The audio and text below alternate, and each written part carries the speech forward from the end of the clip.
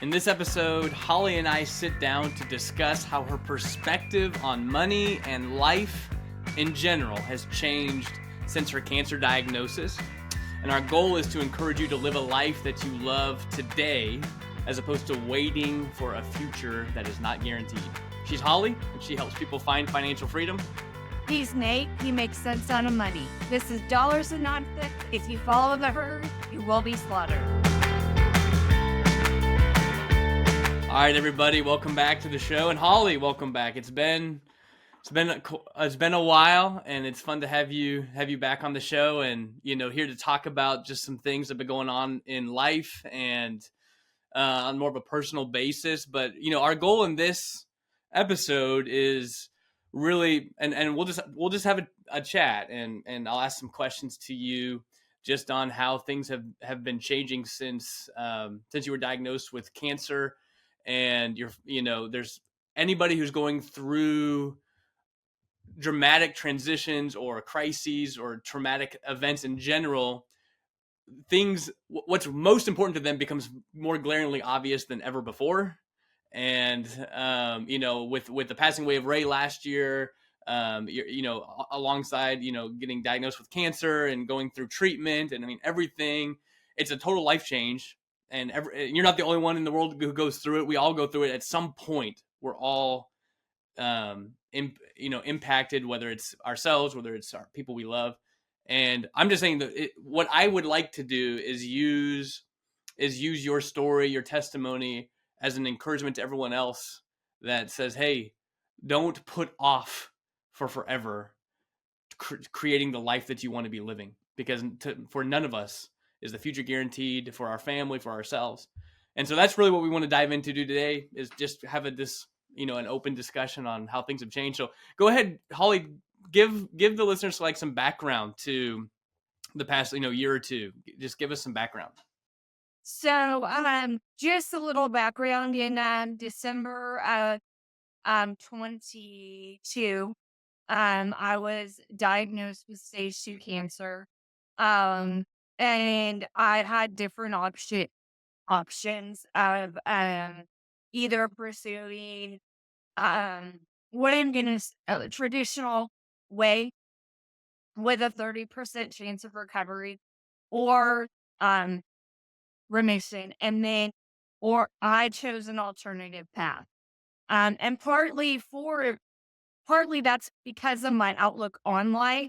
And the reason being is because I was told for 18 months I'd get to basically be in my house isolated, or maybe in the sun a bit, outside or this or that, but I couldn't travel. I couldn't be around large groups. I couldn't do really any of the things that I did. And for me, it was killing the good cells as well as the bad cells with a 30% chance.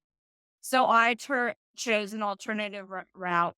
Um, in November of 23, my prognosis went to stage 4. Um, and the honest truth in that isn't because of anything I did or they did or it didn't work. Um, the reality is they don't know what stage I was at because nobody did some of the main yes. So I still feel though, and I'm going to say this a lot to people.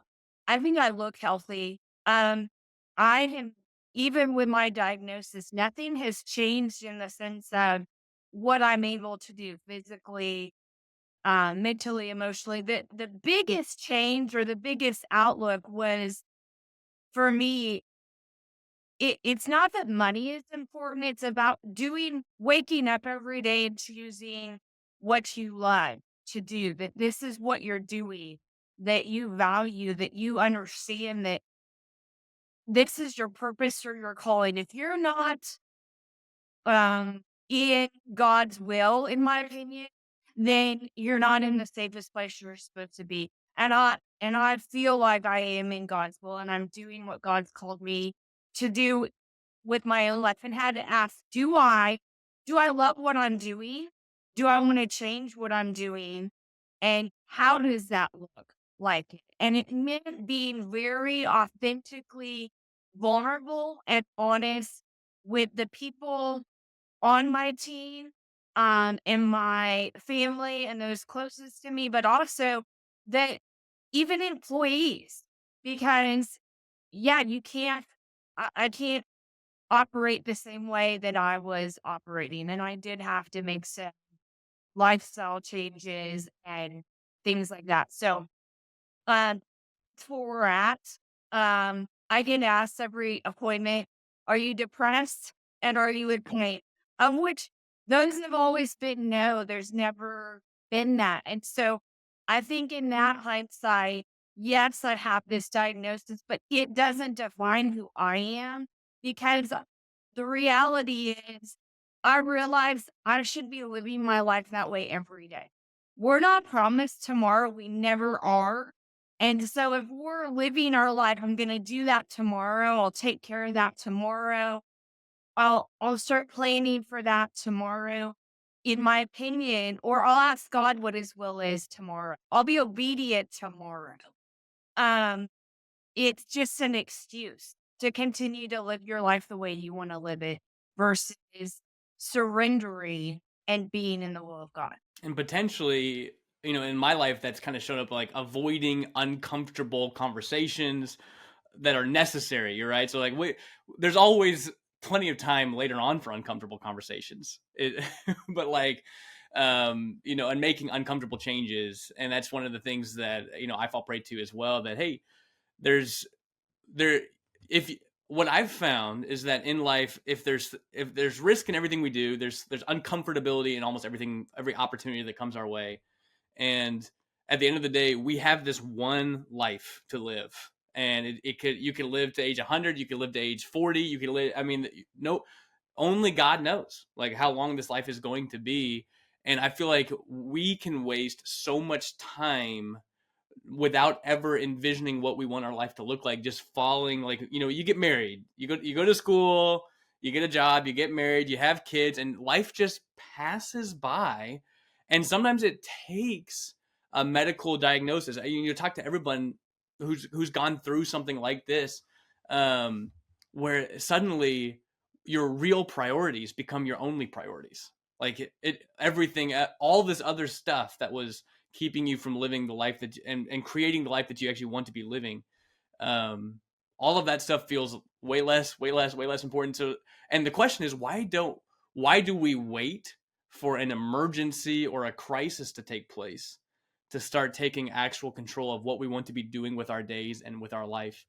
And that's of course one of the issues we have with the idea of retirement, and we've talked about it on the show many times. Like people are trying to suffer through the current time for a retirement that's not even guaranteed, like a life that it might not even make it. And so getting, instead of retirement being the mission of your whole financial and working life, have it be just a natural end point to a life that you wanted to live the entire time anyway, to a life that you didn't even ever need to retire from. And of course that's one of our missions. But I'm just saying that from your perspective, that's becoming more and more clear. Like, let me ask you this, like, what has become more and more clear, if in your life since you were diagnosed, that you don't really think would have been more clear until we went through all this, and even with Ray passing and things like that, but like all of the last couple of years events? Here. I think that what became very clear is what I value in life. Uh, taking um accountability for where do I want to spend my time and how do I want to spend this time. And in that clarity, also choosing to surrender every day to the will of God. I don't think without this diagnosis, I would have stopped and started to think and plan intentionally for the future. I've said it for me, it wasn't about do I have enough life insurance? That was okay. Um, but have I done everything I wanted to do that God's asked of me? Really? Have I poured into the people that I feel like God's asked me to pour into? Have I mentored? Have I spoken truth. Um, and for me, I think the reality is that Nate, you said we put off those hard conversation really because we don't want to deal with it or we take today for granted. We really don't have a sense of urgency. Like the economy will turn around. This is just a passing phase. I'm just gonna do this and then tomorrow it'll be different. Instead of understanding we say this and like and I say this, you have to like we say in Infinite Banking, you have to change the direction of the money away from you back towards you. Right? With any emergency or any crisis in your life, you basically have to change the direction of your life into moving forward with an intentional purpose and a direct purpose. And so I'm just gonna say you have to start taking accountability. What do you value in life? And for me, if I'm not doing things that I value in my life, then why am I doing that? Why? You know, could I just sit and watch TV all day? Or can I go out and change people's life and follow a mission that I believe God called us to, which is breaking bonds of financial freedom? I, Nate, I could not do anything. And I still think as a family, we would be okay. And the reality is that's not what I want my legacy to be. You start also, what do you want your legacy to be? And what do you want people to say about you? Yeah. And how do you, whenever you said, okay, what do I want my legacy to be? Was there any like specific, like practical things you said, I want to change, I want to change this because I want to have this legacy. Like I'm going to make this change. Was there anything that you can think of that was like a practical, this one I'm going to change that I wasn't doing before that I need to be doing? So one of the biggest changes or transitions for me was um just and am I just gonna sell life insurance? Am I just gonna sell IBC and take that on? Or what is my passion in that? And discovering like I enjoy the client development side. I enjoy the meeting with their client. Now, what stages of commitment are they at? How do we get them there? And what do they need to be? And if I want to be that person that is intentional in the relationship. We often say, you need to call us, you need to bother us. But instead, it's been an intentional change. And no, okay, I'll meet with you quarterly. So like instead of, so I kind of put it back to you, it's like you're saying, instead of me taking on a bunch of new clients and trying to seek out a whole bunch of, just to sell more policies, get more people involved, it was like I want to go deep with the people I have. Like I want to build a deeper, more meaningful relationship, and I feel that there's no doubt. Like, hey, what was the point of bringing on a whole bunch of new people? What was the point of trying to get a whole bunch of new clients? Was it to make money? Well, why? If in other words, like all of these existential questions start to come up. Like, what's the point? Like, I have enough. We're going to be fine. Or whatever it is. Like, we can change our life, but what I want to do is instead of what I've noticed is that instead of things being about what can I do to make more money, it becomes what can I do to make more impact. And like money becomes like, well, yeah, we need money to live, but I mean, at the end of the day, um, it's not. I've noticed this in my own life, just by the way, especially since Ray passed and different things. Like, yeah, money, it's like a vanity metric. Like, yeah, it's fun to make money, but only to a certain point, and then it becomes more of like a vanity thing. Where at the end of the day, I agree totally, and that's why we're kind of we're setting things in motion and living wealth to kind of make some to be able to scale up, but in a way that's not just all about. It's about creating more impact. At the end of the day, being able to do things that create more impact. Where my income could go way down, and I remember back whenever I wasn't making as much money a few years ago as my income's gone up lately, and I was happier then than I am now.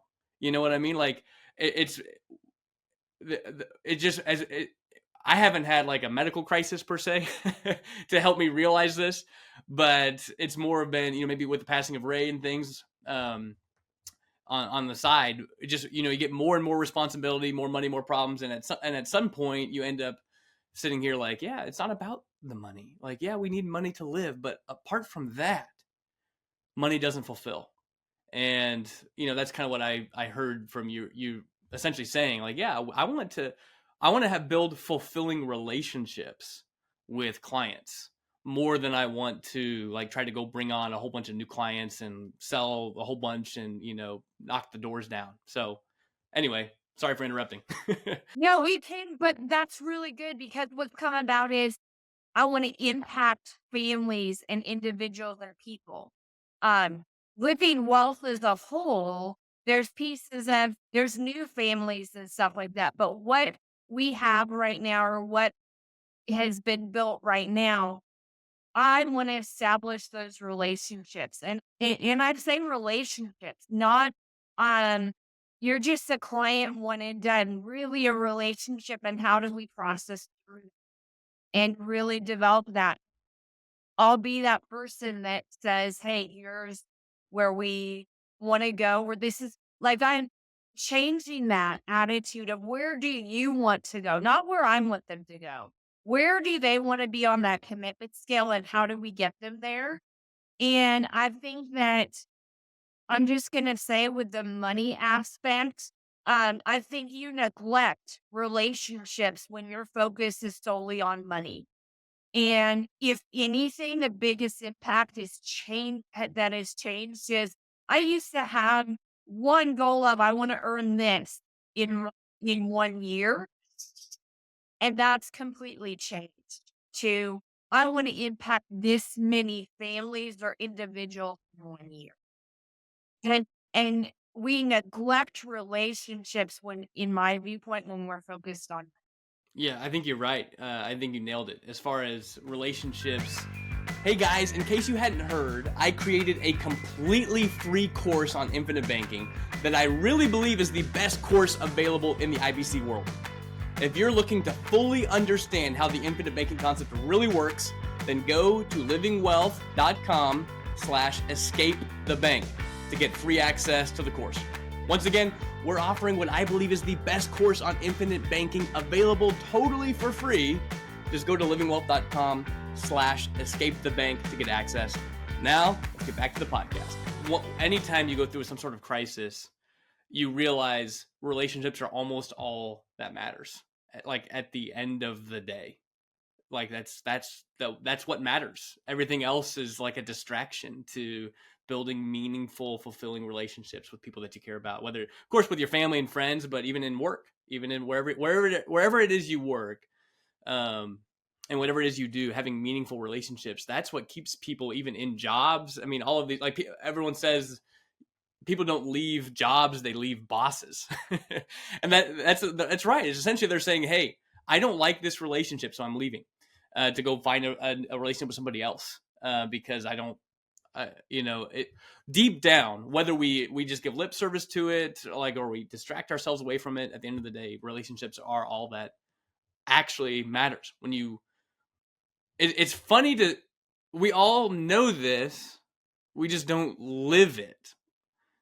Like, everyone says on their deathbed, they look back at their life, and the one thing almost nobody cares about is, man, I really wish I had worked more hours and saved more money and been richer. I'm sure some people probably do. I'm just saying, for like that would be the outside of the bell curve. Like everyone else in the main bell curve is like, I wish I had spent more time on the relationships that I had in my life. Like I wish I'd poured into more people, spent more time with the people I care about. And sometimes we need this shock to help us realize it. Sometimes it's a health crisis. Sometimes it's like go ahead. I think I needed the shock just to intentionally make changes. Being intentional in every decision that you make and why you're making it. Because if you I don't think living wealth or even myself would have progressed to a point of I loved what I did, but I didn't love everything that I did. And being able to say and having the freedom, no, I don't want to take that on. No, I don't want to be in this role. And being that intentional to say that, like, no, I don't want to do that.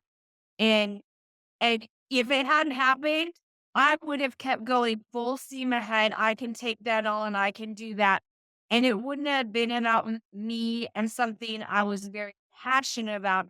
I would have done it because I could do it. And I think I could do an okay job or a good job. Right. But there's actually somebody better out there that will do even a better job than me. Having to take a step back and say, no, I shouldn't be in that role. I shouldn't be doing that. I should be doing this. Exactly right. And I remember, um, it's as we mature in life and in career, we start to realize that we were seeking, all of us can seek control and power and money and all of these things that are technically vanity. Like, like they, I was talking, I had coffee yesterday with a guy that serves in ministry, and I don't know if he listens to the show or not, but he made a mention of there was a time in his life when he was leading campus ministry through the organization Crew for a while, and he was leading all the Bible studies and leading all like everything in the Kansas City area what we're in. Like he was leading it, and at some point he realized like it was robbing him of life to be in that position. Like it was bringing stress, it was bringing anxiety, and he didn't even it wasn't even bringing fulfillment. So he made a change in career, and in the new space that he's in, it's no longer him um wanting to be in a leadership role, taking more on. He's actually consciously saying, no, when I made a change, I signed up to do this job. And I want to do it really, really well in this role. And when people are like, well, can you help us with this? Can you take over this? Can you do this? Even if it's like a promotion, even if it's like maybe you would earn more money or maybe you'd have more control. He's like, no, that's not what I want for my life at this point in time. And I took that to heart. I'm like, yeah, I'm living that same thing. Even here, like I've taken on roles and responsibilities that I don't even want. They were vanity roles. They were vanity metrics. It was like, I want to have a team that accomplishes things as opposed to me just trying to do everything. And that's kind of what I hear you say too. Is like running a business that that you and I are, and others, of course, but like you and me are running this business. And we're like, yeah, I can do that. Yeah, I can do that. Yeah, I can do that. It needs to be done. Yeah, let's do that. Let's do that. Let's do that. And suddenly you find yourself in a whole bunch of different roles that most of them don't bring any fulfillment. They just have to be done. And and why? So the question is like, why did you accept it? Why did you do it in the first place? I don't know. I wanted to be in charge. I wanted to have control. I didn't trust anybody else. I mean, it was going to cost money to hire somebody, or I mean, we could go down the list, and all of those things at the end of the day don't mean anything. Like at the end of the day, it takes sometimes a crisis to shock you and to be like, oh yeah, all of that was pointless. I shouldn't have ever accepted that role. We should have brought somebody else in to do that role. Yeah, 100%. And I think it's the biggest thing made is the control. And if you if I could say one thing to encourage people, um, whether you're going through a challenging season or you've come out of one or crisis, is um, we can't control life, and if we, if anything, the more hands we and stuff we try and control, the more out of control it becomes. You nailed it.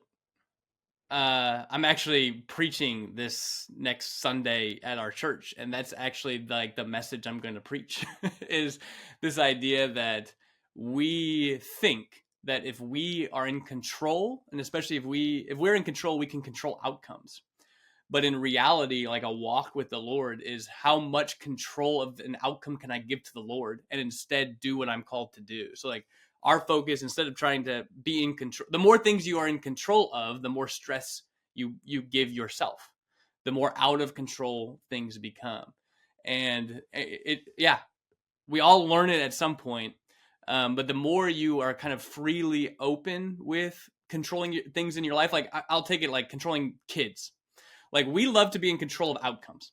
So all of us dream of an outcome, and we could do it financially too, which I'll talk about. But like, let's say with kids, we have like an outcome for our children that we've already envisioned in our head that we think is going to be a successful outcome, and whether that outcome, by the if a child achieves that outcome, we feel like we did a good job as a parent, and we're proud of that child.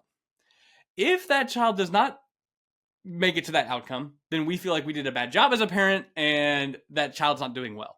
And essentially what we're saying, so what we'll do, because we have this outcome in mind for our children, we will try to control things in their lives to steward them into the outcome that we have set up. But what this actually brings heartbreak. Like instead of your focus being on, I want to be a good parent, like I want to be a loving, safe place for my kids. I want to do a good job as a parent. Instead, it becomes outcome oriented. Like it becomes like I have to achieve this outcome as opposed to just being a good parent. So then whenever you start to control the outcome, you start to become a bad parent. And like, well, that wasn't ever your intention. And this is one thing I've been learning, of course, too, in my own life, is that the more in control you want to be of, especially of outcomes, um, the less vibrant your life will be, the more stress and anxiety you'll feel. And the same thing applies to money. Like the more you feel so tight, like you want to be in control of everything that happens with money, the more stress and anxiety. Now, given I should say that if you're out of control with money, yeah, you may feel a whole bunch of stress and anxiety as well. So, I mean, there's that. And the same thing with parenting. Like if you're out of control as a parent, yeah, I mean, there's bad on either extreme is what I'm saying. Being like super tight, super in control, or being out of control. Both of those are not good. But like there's a healthy road where you do what you're supposed to do each day with your money, with your parenting, with your job, and the outcome you start to leave in God's hands by faith. And that's the walk that we're called to do. Well, and Nelson even says in his book, like that in life you should do two things, right? Even work wise. One, IBC, right? Like being your own baker. And in a way, we like that system. And in a way, because we say you control your money, right? It's not somebody else controlling it. It's you having the ability basically to do that. And the other thing is what you love to do in life. And so I'm going to say, if you're not doing what you love to do, then you need to find out what that is, because you won't be happy. And it is a control thing. On the same hand, if you have no boundaries and you're not living within your means state, really, that's what we're saying with the out of control spending or this or that, then you have to choose to make a change and be disciplined in that change. Yeah, you're right.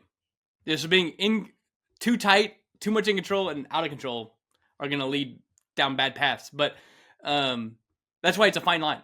Like in business, the more we feel safe, the more control we have. And that's the same thing goes in parenting, in life. Like or at least that's what we think. So we feel, it's not even the way we think, it's the way we feel. We feel safer if we control things.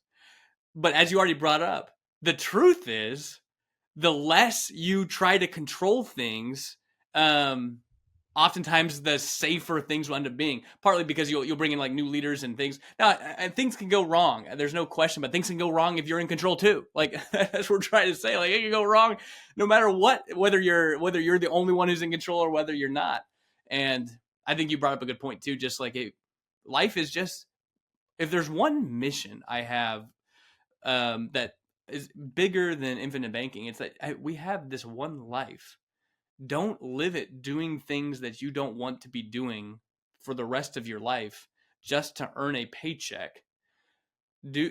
you will one day get to the end of the road, whether it's a crisis that happens or whether it's just getting old, and you will look back and no one ever regrets like the amount, like spending, I wish I had spent more time working all this. They actually oftentimes will regret the things that they didn't do. That's what you hear it over and over again. I didn't make the career change. I went the safe route. I didn't take any risk. I didn't. I went. I did all my life with just with the idea of being safe, as opposed to stepping out in faith to do what I feel like God's actually calling me to do and be. I just chose the safe route.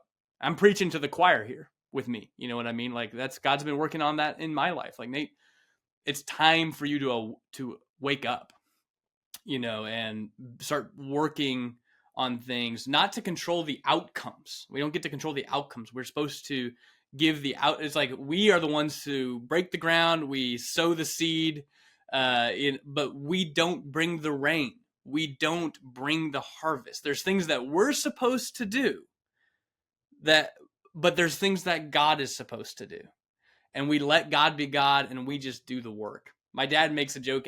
He's a pastor, and he makes it's not even exactly a joke. It's just a statement that he tells people, hey, I'm not in management. I'm in labor in the Christian walk. Like, I just do what I'm told. I don't decide the outcome. I don't make the rules. I don't like, managers are in charge of outcomes of the team. Like they're driving towards a set outcome, but the person doing the job is just responsible for the labor, the job. Do the job well. Whether the outcome is what the managers want or not is totally different. So that's the idea in life that I'm trying to implement is, hey, I'm not in management. I'm in labor. I don't decide. I don't control the outcomes. I don't decide even necessarily what the outcome is supposed to be. I just know what I'm supposed to do on a daily basis. And if God's like calling you to make a big change in your life, do it. Don't, you're in labor, you're not in outcome management. You're in labor. You're in listen and obey world. And I think you'll find freedom in that. Where often when we try and control stuff, there's more stress, like you said, burnout. I'm going to say you get burned out. You're not really enjoying, but you're doing that thinking you're creating more freedom instead of when you're walking and you're the laborer, somebody else is responsible for the out. God, really. All you're doing is being obedient to what he's asked you to do that day, that hour, that time. And the trust that you have, the security that you have, the freedom. And I'm saying that genuinely, like the amount of freedom I felt with such a devastating diagnosis, honestly, um, has really changed my family's life, my perspective on business. There's so much more freedom now than prior to this happening. And I think part of that is because, like Nate said, I, I don't have to plant the seed, water the seed, harvest it, nurture it, all that. I have one component that I've been asked to do. And that's what I'm responsible for. Whether the outcome is up to other individuals, is up to God, up to people being obedient. And really the reality is like, I'm gonna tell you, if you get nothing more out of this, then figure out what you love to do and what you value. And if those don't align, then a change needs to happen. Yeah, 100%. Yep. Yep, absolutely. And yeah, I mean, at the end of the day, the idea is this: don't wait for a midlife crisis, existential crisis, health crisis, family crisis to suddenly wake up and decide that you want that the life you're living is not what you want to be doing anymore. And I mean, that's the one message that I've gotten from it, that I can almost live vicariously through you, or through even Ray passing, or all these other things I'm seeing.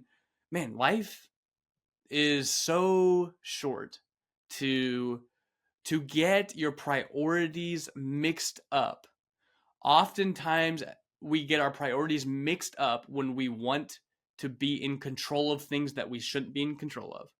We get our priorities mixed up whenever we want to achieve things that don't matter, but that we're seeking, as I said, maybe like a vanity thing, like making a ton of money. Some people, that might actually be a reasonable priority based on how their brain is wired. But I feel like for me, it's not how my brain was wired, but it's what I was seeking after because I thought I should be. But it wasn't real. It wasn't authentic. And you get burnout whenever you're not being authentic to how your brain is wired. Some people are just built to be super high achievers, and like if they're not achieving, they won't feel fulfilled. I'm like, great, good for you. It's just not. That's not for everybody. That's one of my issues with some of these self development books and leadership books and all these other things where it's like, well, just at least give a little bit of credence to the fact that not everyone is the same. So you have to engineer your own goals, your own agenda. With that being said, as we're about to close down, I guess just to kind of do a quick plug, like what about you being involved with infinite banking over the last 15 years or more, like almost 20 years, has your perspective on what you do and the infinite banking concept as a whole, has that changed at all since you were diagnosed, with cancer a year and a half ago? Um, I, I'm gonna say yes. One of the biggest things that I and I still say this, and I would say this to clients is you have to start somewhere, right? And I'm so thankful that we did start years ago with when do you want to plant the tree? 20 years ago, not today. But it doesn't mean you stop planting the trees either on the same hand. But I would say that I've had the freedom because of IBC to be able to do alternative treatments, to be able to not worry about financially what's going to happen with my family or my kids, to know that there has been a path that has already been set up. If anything, it's more of an urgency of continuing the education with them, my own children and things like that. But I would say it also gave me the freedom to know I wasn't worried if my money was in a stock, if my money was somewhere else, is it going to be there? That's never been the worry for me. I think the other benefit is that I realized I have policies I still can buy life insurance with, even though I am uninsurable and will probably never be insurable in my life, which was very different from my dad because of paid up addition riders, because of flexible protection, where I don't have to go through medical underwriting. Um, and and so if I want to in the future, that's still there.